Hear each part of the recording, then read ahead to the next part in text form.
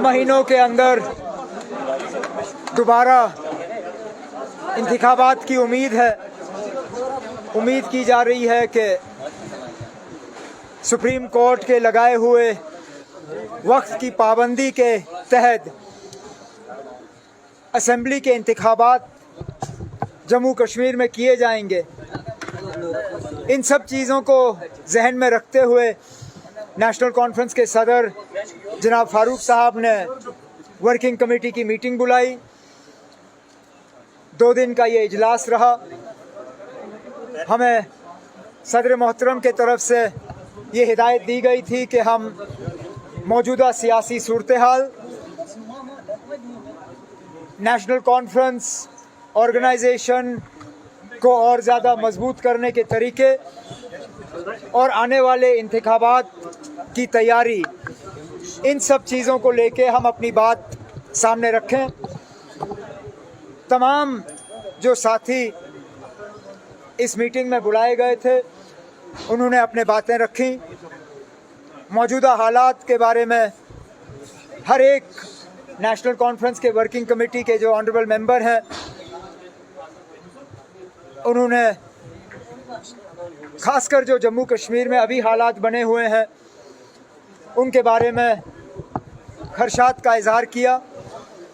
चाहे वो गिरफ्तारियों की बात हो, चाहे वो पकड़ दकड़ का जो सिलसिला चल रहा है उसको लेके हो, चाहे कानून के गलत इस्तेमाल की अगर हम बात करें उसको लेके, रोज़ बरोज़ जो बिजली का निज़ाम बिगड़ता हुआ नज़र आ रहा है उसको लेके लोगों ने बात की।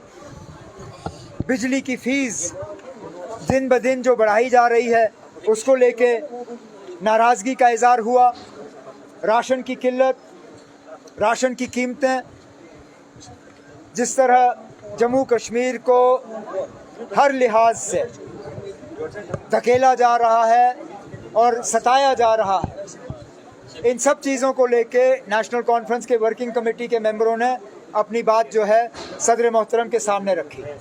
सर क्या अलायंस एटमॉस्फेयर है वो आप भी मॉनिटर कर रहे होंगे? पार्लियामेंट का एटमॉस्फेयर जो है बात कर रहा उस वक्त वो फ्रंट एटमॉस्फेयर नहीं लग रहा। जो दूसरा कि प्राइम मिनिस्टर का नाम है आने वाले इलेक्शन का नाम नहीं दिया गया। दूसरा के साथ इंजीनियर रशीद का वोट देना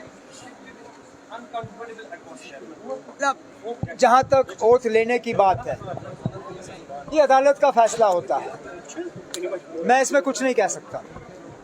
अदालत ने जो फैसला लिया वो लिया। जहाँ तक पार्लियामेंट की हम बात करें तो मेरे साथ आगा रुल्ला साहब खड़े हैं। ये खुद स्पीकर की मनमर्जी के शिकार हुए हैं।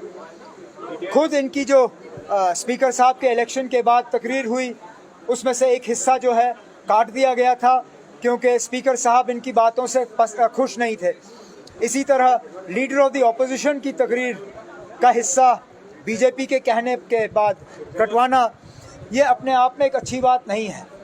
जमहूरियत में हर किसी को अपनी बात रखने का जो है हक है। अगर गाली गलोच नहीं, अगर गलत अल्फाज इस्तेमाल नहीं किए गए तो इन चीज़ों को रिकॉर्ड से निकालने की जो है नौबत आनी नहीं चाहिए थी।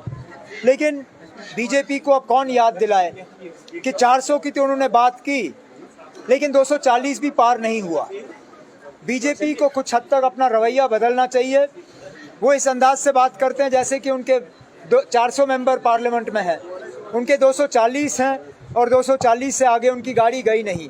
हम उम्मीद करेंगे कि ऑपोजिशन को और ऑपोजिशन के मेंबरों को इस तरह जो है इनके साथ जो है व्यवहार नहीं होगा। जहाँ तक देखिए अब हम क्यों बार बार ये उम्मीद करें कि वज़ीर आज़म साहब जम्मू कश्मीर का जिक्र करेंगे। ठीक उससे कुछ दिन पहले वज़ीर आज़म साहब यहाँ आए थे, उन्होंने योगा किया। योगा के दौरान उन्होंने लोगों को यकीन दिलाया कि जल्द से जल्द इलेक्शन होंगे और लोग अपनी हुकूमत चुनेंगे। इसके बाद शक की गुंजाइश कहाँ पर है?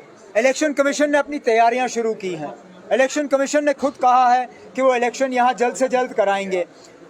होम मिनिस्टर ऑफ इंडिया ने कहा है कि सुप्रीम कोर्ट के वक्त की लगाई हुई पाबंदी से पहले इलेक्शन का सिलसिला जो है वो मुकम्मल किया जाएगा। मुझे नहीं लगता इसमें अब कोई शक की गुंजाइश है।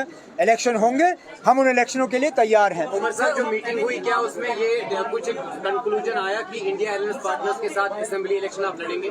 ये बात सदर मोहतरम तक छोड़ दी गई है। सदर साहब जो इसमें बेहतर समझेंगे, उनका फैसला हमारे सिर आंखों पे। किस चीज का?